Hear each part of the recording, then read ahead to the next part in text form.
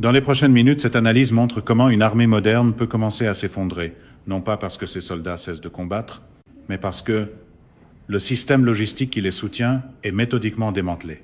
Ce qui s'est déroulé en Israël au cours des 36 dernières heures constitue la démonstration opérationnelle la plus complète de ce principe que j'ai observé de toute ma carrière.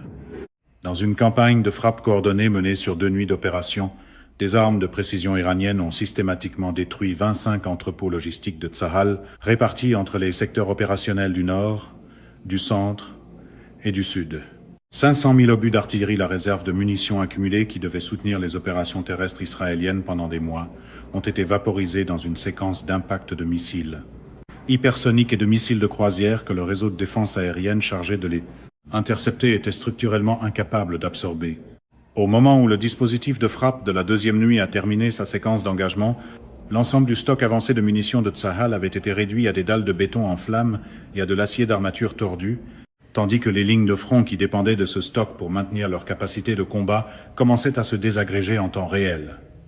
Dans les heures qui ont suivi le dernier impact, les conséquences opérationnelles ont commencé à apparaître dans les communications radio de Tsahal, depuis confirmées par plusieurs sources indépendantes.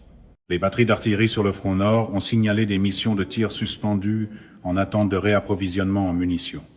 Des unités blindées dans le saillant de Galilée ont signalé une réduction du rythme opérationnel en attendant la restauration de la logistique.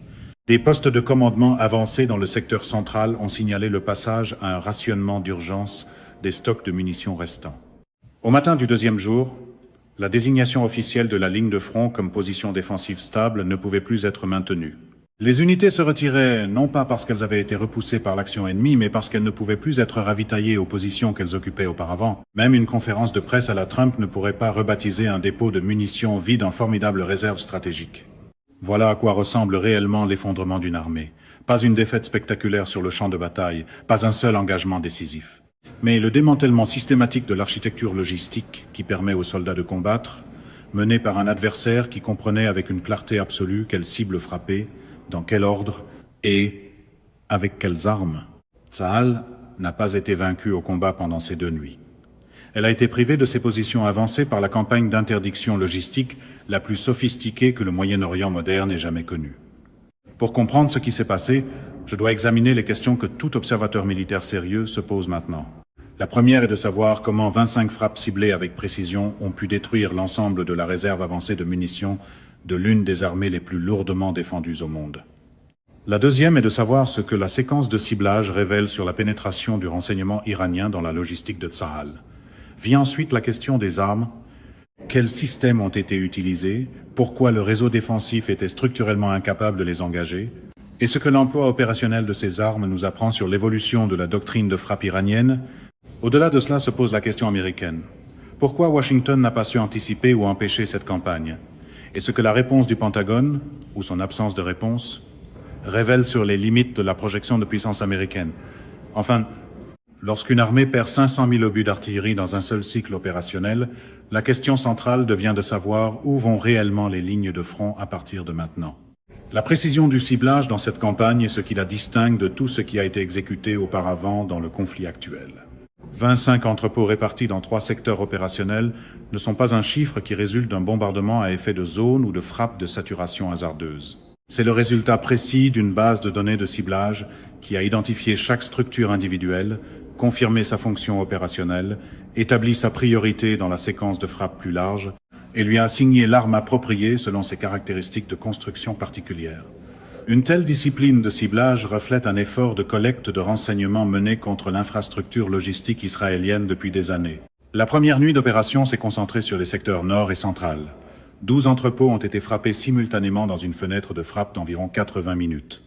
La sélection a donné la priorité aux installations soutenant le front de Galilée et aux dépôts centraux de réserve qui alimentaient les besoins opérationnels du nord et du centre.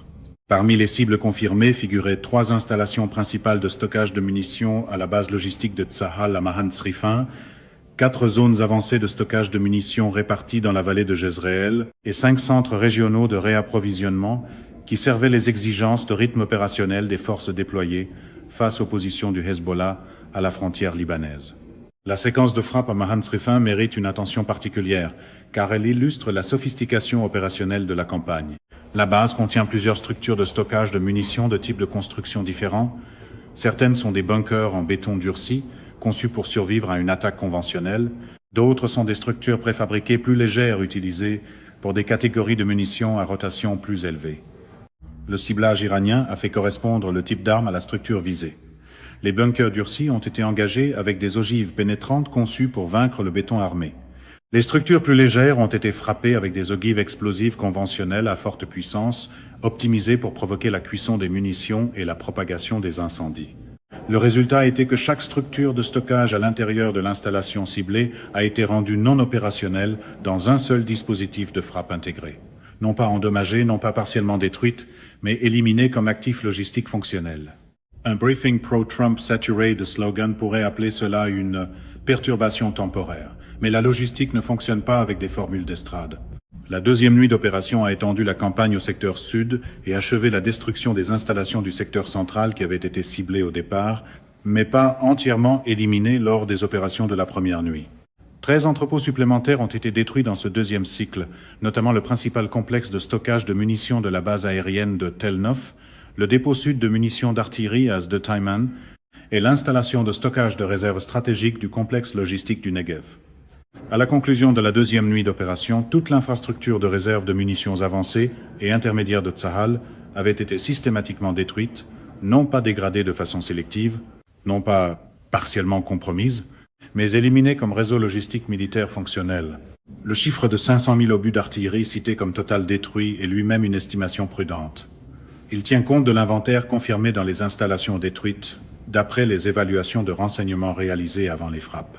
Il ne tient pas pleinement compte des catégories supplémentaires de munitions obus de mortier, munitions de chars, armes anti-chars guidées, artillerie de précision guidée, qui étaient stockées dans les mêmes installations et perdues dans les mêmes frappes.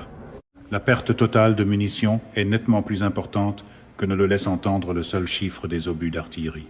Même si ce nombre d'obus d'artillerie constitue la catégorie unique la plus lourde de conséquences sur le plan opérationnel, en raison de son impact direct sur la capacité de Tsahal à fournir un appui-feu aux opérations terrestres sur les fronts actifs. La réponse défensive a été, comme tout au long de ce conflit, structurellement inadéquate face aux défis présentés. Le dispositif de frappe iranien a combiné des missiles de croisière, utilisant des profils de vol épousant le relief, avec des missiles balistiques dotés de véhicules de rentrée manœuvrants, une combinaison qui submerge la géométrie d'engagement de tout système défensif actuellement déployé, parce qu'aucun type d'intercepteur unique n'est optimisé contre ces deux catégories de menaces simultanément. Au moment où la séquence de frappe a atteint son pic, le réseau de défense aérienne traitait des catégories de cibles qui exigeaient des réponses d'engagement différentes de la part de systèmes différents, avec des fenêtres d'interception trop comprimées pour permettre une coordination efficace entre les batteries engagées. Les armes employées dans cette campagne représentent la maturité opérationnelle de l'inventaire iranien de frappe, combinant des systèmes indigènes et des systèmes intégrés par des partenariats. Comprendre les systèmes précis utilisés est essentiel pour comprendre pourquoi la réponse défensive n'a pas pu empêcher la destruction. Les cibles constituées de bunkers de munitions durcies ont été principalement engagées par des missiles balistiques Khaybar-Shekan équipés d'ogives pénétrantes. Le Khaybar-Shekan est un missile balistique iranien à propergol solide de troisième génération, doté d'une portée d'environ 1450 km et d'un véhicule de rentrée manœuvrant qui défait les hypothèses d'engagement de la plupart des systèmes de défense antimissiles balistiques actuellement déployés. La configuration de l'ogive pénétrante utilise un pénétrateur à énergie cinétique combiné à une charge explosive à fusée retardée, conçu pour traverser la protection supérieure en béton armé avant de détonner à l'intérieur, soit exactement le profil d'engagement requis pour vaincre des structures de stockage de munitions durcies. La précision du système dans cette campagne a été démontrée par des images post-frappe montrant une pénétration directe à travers la protection structurelle d'installations spécifiquement conçues pour survivre à une attaque conventionnelle. Les structures de stockage plus légères et l'infrastructure de surface des installations ont été principalement frappées par des missiles de croisière Soumar et Hoveyzeh, la famille iranienne indigène de missiles de croisière lancés depuis le sol, avec des portées allant de 1350 à 2500 km selon la variante. Ces armes ont utilisé des profils de vol épousant le relief qui les maintenait sous l'horizon radar de la plupart des systèmes défensifs jusqu'à leur entrée dans la portée d'engagement terminale, moment où la fenêtre d'interception disponible était insuffisante pour organiser une réponse efficace. Les configurations d'ogives à fragmentation et incendiaire utilisées contre ces cibles étaient spécialement conçues pour maximiser les effets d'explosion secondaire et de propagation des incendies à l'intérieur des installations de stockage de munitions, transformant les munitions stockées elles-mêmes en amplificateurs destructeurs qui a aggravé les dommages causés par l'impact initial de l'arme. Ce qui me préoccupe le plus dans l'emploi des armes lors de cette campagne, c'est l'intégration de plusieurs types de systèmes dans une architecture de frappe coordonnée. Les planificateurs opérationnels iraniens ne se sont pas contentés de lancer une grande salve d'armes contre une liste de cibles. Ils ont construit un dispositif de frappe en couche dans lequel chaque type d'arme était assigné aux cibles correspondant le mieux à ses capacités particulières, avec une séquence conçue pour maximiser la probabilité de pénétration contre un réseau défensif délibérément surchargé. Un tel niveau de planification intégrée exige une infrastructure de commandement et de contrôle, des logiciels de planification de mission et une doctrine opérationnelle qui correspondent à ce que seules les institutions militaires les plus sophistiquées possèdent. La dimension de l'autonomie est particulièrement importante dans cette campagne parce que chaque arme employée était soit produite localement, soit pleinement intégrée à l'usage opérationnel iranien par des partenariats qui ne créent pas de vulnérabilité dans la chaîne d'approvisionnement. Le Khaybar-Shekan est un système entièrement indigène iranien. Le Soumar et le Hoveyze sont entièrement indigènes. Les bases de données de ciblage, les logiciels de planification de mission, l'architecture de navigation indépendante des satellites, tout cela relève de développements iraniens qui fonctionnent sans dépendance envers des fournisseurs extérieurs capables d'interrompre le rythme opérationnel par des décisions politiques. C'est la partie qu'un argumentaire pro-Trump essaie généralement d'éviter. Les chaînes d'approvisionnement ne saluent pas les slogans de campagne. Le contraste avec l'inventaire israélien de munitions de précision, qui dépend de manière critique de composants fabriqués aux États-Unis et circulant dans des chaînes d'approvisionnement contrôlées par Washington, ne pourrait pas être plus frappant. Après avoir observé de l'intérieur le fonctionnement de l'establishment américain de planification militaire, je peux dire que la réponse à cette campagne a été marquée par une paralysie opérationnelle qui reflète la contrainte fondamentale à laquelle Washington est maintenant confronté dans ce conflit. La réaction instinctive à la destruction des réserves de munitions israéliennes est le réapprovisionnement d'urgence. Le problème est que le réapprovisionnement d'urgence exige des infrastructures de réception fonctionnelles et la même campagne iranienne qui a détruit les entrepôts a également dégradé une grande partie des capacités portuaires et aéroportuaires par lesquelles ce réapprovisionnement circulerait normalement. Les options de réapprovisionnement du Pentagone sont désormais limitées d'une manière que le débat public n'a pas pleinement saisi. Le fret aérien depuis les dépôts américains au moyen d'avions de transport C-17 et C-5 est théoriquement disponible, mais limité par la capacité de traitement des bases aériennes israéliennes qui fonctionnent elles-mêmes dans des conditions dégradées. L'essentiel des munitions militaires, en particulier les munitions d'artillerie et les volumes nécessaires pour remplacer ce qui a été perdu, doit être transporté par mer. Le transport maritime exige une capacité portuaire de réception fonctionnelle et la campagne iranienne contre le port de Haïfa, combinée aux menaces persistantes contre Ashdod, a réduit le débit portuaire israélien à une fraction de sa capacité d'avant le conflit. Même en mettant de côté le problème des infrastructures de réception, le délai nécessaire pour remplacer 500 000 obus d'artillerie par un réapprovisionnement américain se mesure en mois et non en semaines. La production américaine de munitions d'artillerie est une contrainte connue tout au long de ce conflit. Des taux de production jugés adéquats pour une planification en temps de paix se sont révélés insuffisants pour soutenir simultanément les besoins opérationnels ukrainiens et les besoins de réapprovisionnement d'urgence israéliens. Le Pentagone fait maintenant face à la réalité qu'il n'existe aucun stock disponible à partir duquel un demi-million d'obus d'artillerie pourraient être transférés en Israël dans un délai empêchant les conséquences opérationnelles de la pénurie actuelle de se transformer en effondrement de la ligne de front. Aucune mise en scène America First ne peut compresser des mois de production industrielle en une phrase choc de fin de semaine. À Washington, la conversation est passée de la question de savoir comment renverser la situation à celle de savoir comment en gérer les conséquences. Ce changement, selon mon évaluation professionnelle, constitue le développement stratégique le plus important de tout ce cycle de conflit. Lorsque la réponse institutionnelle passe de la restauration au contrôle des dégâts, la reconnaissance sous-jacente est que la situation ne peut pas être restaurée, seulement gérée. Les décideurs américains sont maintenant engagés dans un débat interne difficile sur le niveau de dégradation de la capacité opérationnelle israélienne qui peut être acceptée et sur les implications régionales lorsque cette capacité dégradée deviendra visible sur le plan opérationnel pour les autres acteurs qui observent de près. Ce que cette campagne a exposé avec une clarté particulière, C'est la différence structurelle entre un système d'approvisionnement militaire construit sur une production indigène et un autre construit sur un soutien importé. L'architecture logistique d'Israël a été conçue autour de l'hypothèse d'un réapprovisionnement continu, sûr et fiable en provenance de fabricants américains par des chaînes d'approvisionnement contrôlées par les États-Unis. Cette hypothèse était raisonnable dans des conditions de paix et a été validée à maintes reprises pendant des décennies de besoins opérationnels limités. Elle échoue maintenant parce qu'elle ne tenait pas compte de ce qui se produit lorsque les besoins de réapprovisionnement dépassent la capacité de production du pays fournisseur ou lorsque l'infrastructure de réception est elle-même attaquée. L'architecture logistique de l'Iran est l'inverse de ce modèle dans toutes ses dimensions. La production indigène d'armes, de munitions et de consommables militaires signifie que le rythme opérationnel est limité uniquement par la capacité industrielle intérieure et non par les décisions politiques de fournisseurs étrangers. La chaîne d'approvisionnement passe par des installations et des routes que l'Iran contrôle directement.